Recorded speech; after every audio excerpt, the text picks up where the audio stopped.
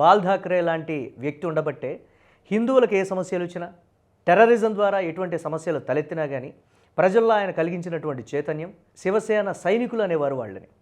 ప్రతి ఒక్క హిందువుకి ఎటువంటి ఆపదొచ్చినా ఏదొచ్చినా కానీ శివసేన ముందుండేది. దేశంలో జరుగుతున్నటువంటి పరిణామాలకు సంబంధించి సామ్నా ఎప్పటికప్పుడు స్పందించేది. రాజకీయాలకు అతీతంగా స్పందించినటువంటి విధానాలు ఉన్నాయి. ప్రస్తుతం వారు మద్దతు ఇచ్చినటువంటి అధికారంలో ఉన్నటువంటి పార్టీలను కూడా ఏకిపారేసినటువంటి రోజులు ఉన్నాయి. అందులో ఏమైనా అసత్యాలు ఉంటాయంటే ఉన్న పరిస్థితిని మేము మాట్లాడుతున్నామని మాట్లాడుతున్నప్పటికీ కూడా కానీ సామ్నా పత్రికని ఎక్కువగా పార్టీ పత్రిక కింద ముద్ర వేసేటువంటి ప్రయత్నం చేశారు. అందులో ఒకంత సఫలీకృతరయ్యానని చెప్పాలి. కానీ శివసేన స్ట్రాటజీస్ కానీ, శివసేన బాల్ ఠాక్రే ధైర్య సాహసాలు కానీ దేశవ్యాప్తంగా రాజకీయాల్లో ఒక ప్రధానమైనటువంటి చర్చ కూడా చోటు చేసుకుంది. అటువంటి రాజకీయ ప్రస్థానం, అటువంటి రాజకీయ వైభవం, అటువంటి రాజకీయ ఉద్దండు ఉన్నటువంటి శివసేన పార్టీ ఈరోజు పార్టీ పరిస్థితి ఏంటి?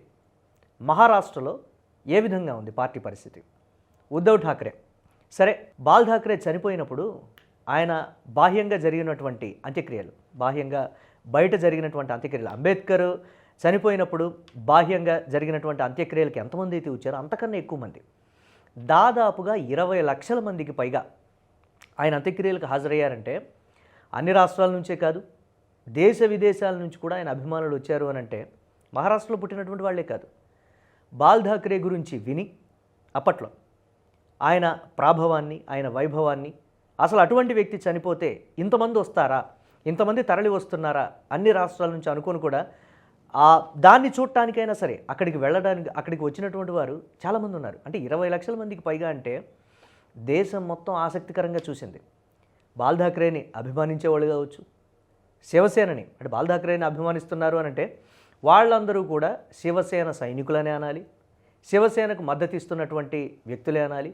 ఓట్ల రూపంలో కూడా దాన్ని కన్వే చేసినటువంటి వ్యక్తిగా కూడా బాల్ ఠాక్రేని మనం చెప్పచ్చు. మరి ఇప్పుడున్నటువంటి శివసేన పరిస్థితి ఏంటి?